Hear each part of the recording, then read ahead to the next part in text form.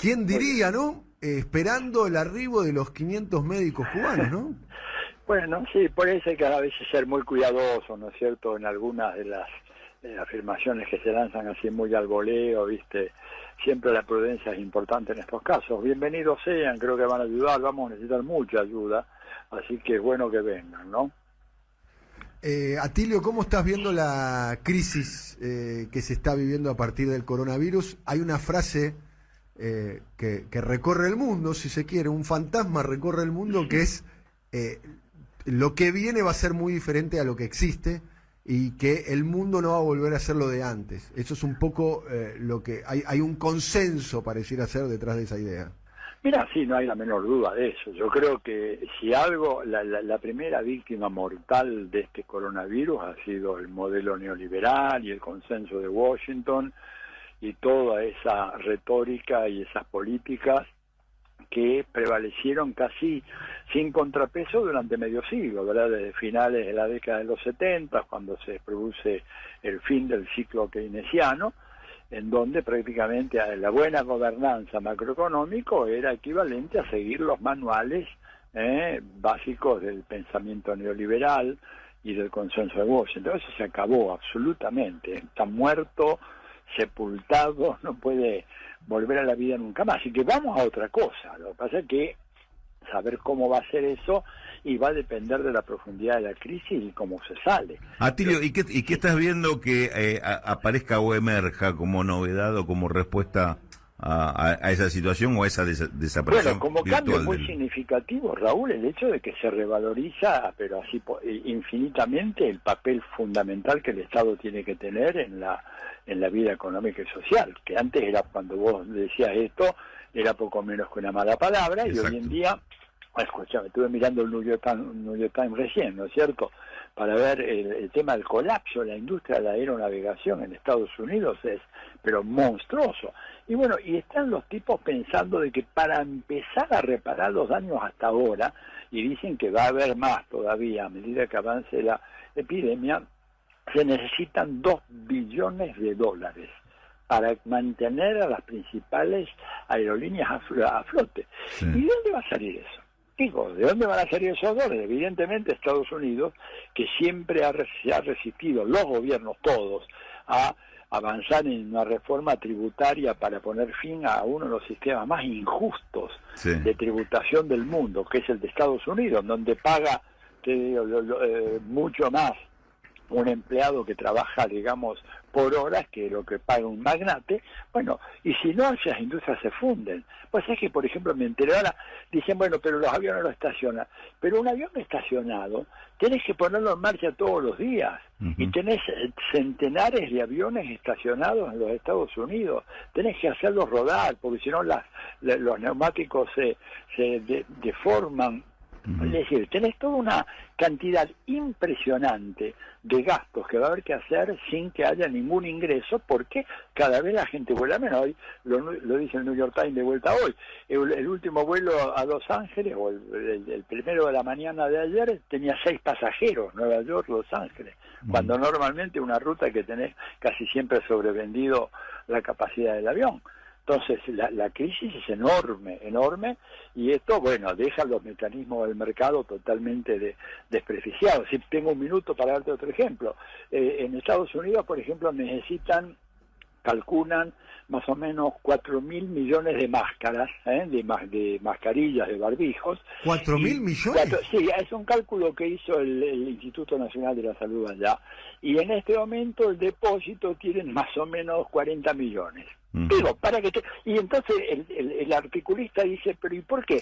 Bueno, porque a partir de los análisis mercantilistas de costo-beneficio, los tipos dijeron que ya no eran necesarios, las máscaras ya casi no se fabrican en Estados Unidos, China fabrica el 80% de las mascarillas a nivel mundial, y ahora le quieren comprar a los chinos 4.000 millones, los chinos, imagínate, los miraron, ¿sabes cómo? Y dijeron, mirá, te vamos a vender 100 millones, 200 millones y en tiempo. Entonces, y esto porque, bueno, el articulista lo dice en el New York Times, dice, la introducción de los criterios capitalistas en temas como la salud produce un desastre, y el tipo tiene una frase muy linda, a ver si la encuentro por acá, dice, un país que se viene abajo porque no tiene suficiente mascarillas que valen 75 centavos de dólar cada una. A propósito de esto, Atilio, recién estaba charlando fuera del aire con Jorge Marchini, un economista que vos conocés, que me decía justamente esto, me hacía referencia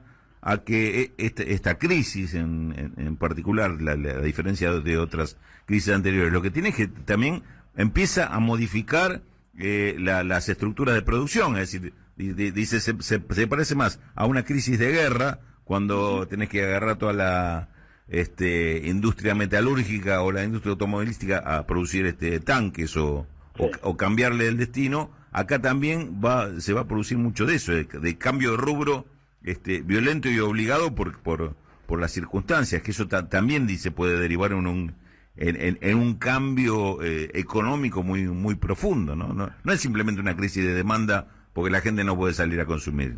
Claro, no, va a tener enormes cambios en la estructura productiva. Bueno, ahí están diciendo ya, por ejemplo, que la industria de la indumentaria se tendrá que reorientar rápidamente para fabricar mascarillas y uniformes, claro, para la protección, por ejemplo, de los empleados de la salud, que no tienen suficiente, que hay un problema muy serio ahí, que mandan a la gente a atender enfermos, pero no tienen guantes suficientes. Digo, en Estados Unidos, no estamos hablando de Honduras, sí, ¿verdad?, o de Haití, estamos hablando de Estados Unidos. Entonces los cambios enormes en la economía mundial y enormes en la geopolítica mundial. Y otra vez vamos a un término prohibido a partir del neoliberalismo, que es el tema de la planificación estatal. Entonces, claro, no, por supuesto, pero te digo que estamos entrando, cuando salgamos de esta hora, cuando se sale, ¿no es cierto?, los cálculos a veces son un tanto optimistas. Yo creo que esto tiene por lo menos no quiero celebrar misa, pero digo, no creo que todo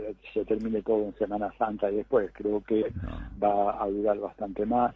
Y a 50 días, ¿no? Es el número, 50 días pareciera ser que es el número. Pareciera ser, más o menos 50, 60. Fíjate que están descubriendo ahora de que hay muchos portadores asintomáticos, y este es un problema, porque si el portador no es sintomático no tenés ninguna protección.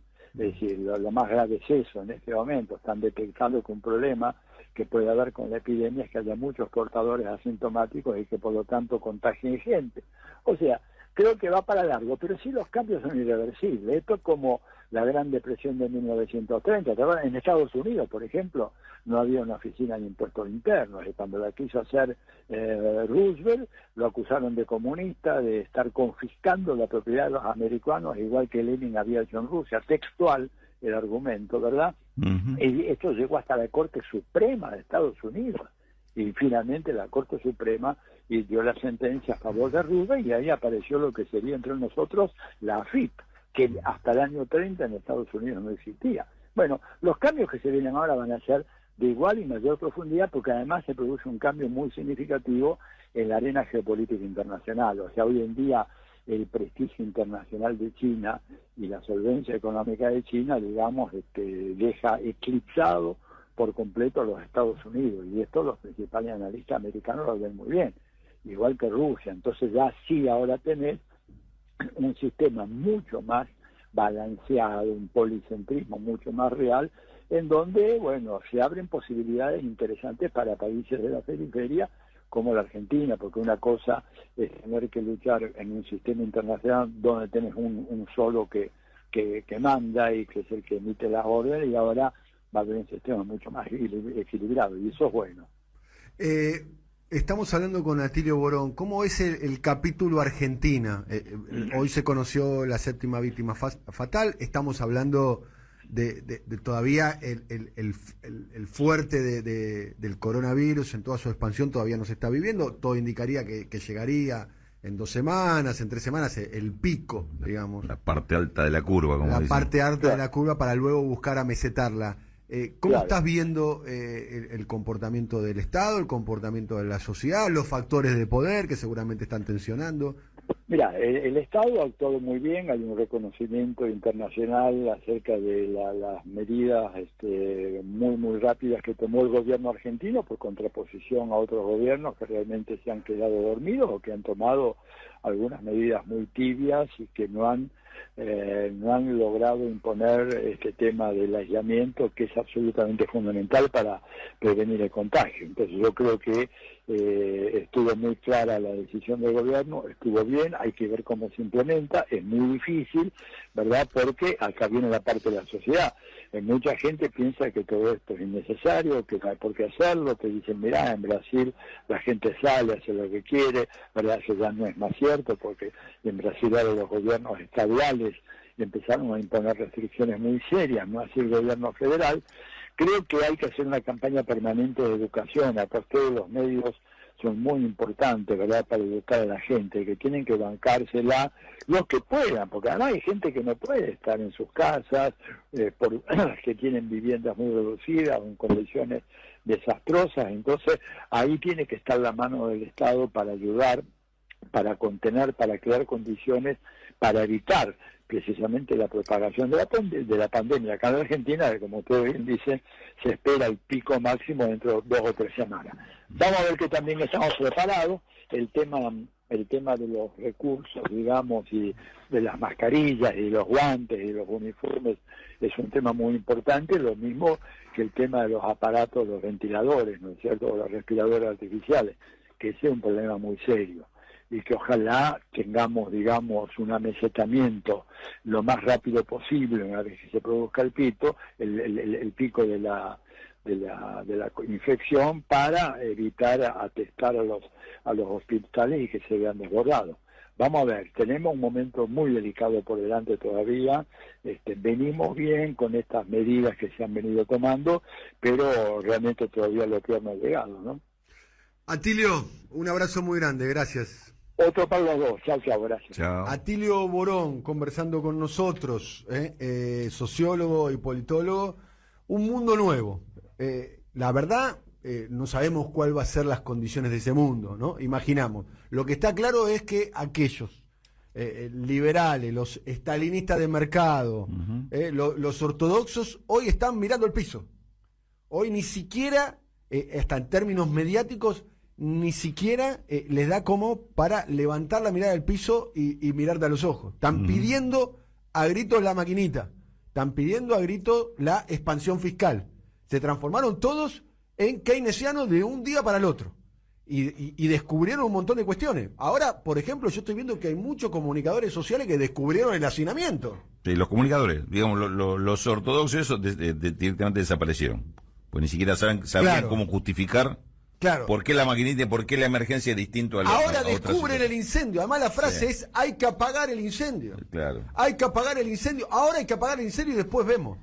Antes estábamos en un incendio que no querías ver. Sí, el incendio del hacinamiento de los pobres, el incendio del vaciamiento del sistema de salud, el incendio del 40% de pobreza. O no dejaron sin matafuego. Exactamente. No dejaron sin las alarmas, ¿viste? Que Exactamente. El coronavirus. Cuando hay humo, todo eso, ¿viste? Bien. Y veo además una intención también de ponerle un respirador artificial al sistema financiero internacional, que para mí no tuvo coronavirus, tiene ébola. Sí. Tiene ébola. Sí, y entonces están con la intención de ponerle un respirador artificial, de buscar a ver cómo lo rescatamos. Acá hay alguien. Que fue como se solucionó la crisis se solucionó entre comillas, la crisis de 2008. Como dice mi amigo y nuestro columnista y compañero Amado Udu, del 2008 Estados Unidos salió de galera y bastón. Exactamente. De la crisis, Estados Unidos con su poderío le hizo pagar al resto de la sociedad de la crisis. Y el sistema financiero internacional salió de galera y bastón. Fortalecido. De galera y bastón. Acá nadie habla de los dioses del mercado, del dios moderno, como lo plantea el Papa Francisco. Nadie habla de los bancos. ¿No te diste cuenta? Y los bancos son dueños de todo. Los bancos son dueños de las compañías eléctricas, son de las compañías de telecomunicaciones, de los medios de comunicación, fíjense quiénes son los accionistas. De las empresas de seguros, de las empresas de salud, son los dueños de las del empresas mundo. privadas de salud. Son los dueños del mundo. Fíjate cuál es el capital accionario del New York Times, capital accionario del País, capital accionario del Grupo Clarín, de las empresas de telecomunicaciones más importantes del mundo. Son los fondos de inversión, son los bancos. que son los que van a salir de Galera y Bastón. Y son dueños de algunos ministerios importantes. Por ejemplo, si yo digo Goldman Sachs, muchos saben de qué se trata, otros no saben, pero digo, presten la atención porque los últimos 14 secretarios de finanzas de Estados Unidos son ex Goldman Sachs. Exactamente. Los últimos 14, y pasamos varios gobiernos, republicanos y gobiernos demócratas. Se va uno y viene otro, que viene de la misma casa, como le dicen ellos, con la misma formación, ¿no? Uno de los bancos de inversión más importantes del mundo, digo, para quien no tenga idea de qué estoy hablando. Esta es una crisis que va a ser mucho peor que la del 2008. Y recién empezó y todavía las consecuencias, es como bien lo definiste vos, como bien lo define Atilio Borón, como bien lo define el presidente Alberto, como bien lo definió Macron, como bien lo definen muchos, es una guerra. Como bien lo definen en España. En España, ayer basta leer los medios españoles, están la generación que no vivió la guerra. Es más, las víctimas del coronavirus son la generación que vivió la guerra. Y los que están tratando de salvar a los del coronavirus, a los afectados del coronavirus, están viviendo su propia guerra. El sistema sanitario de Europa Central está viviendo los efectos de una guerra. Me contaba el otro día Mario Borghese, 300 muertos por día eran los muertos durante la guerra en Italia. Y ahora se cuentan de a 600, 700, 800, casi 800.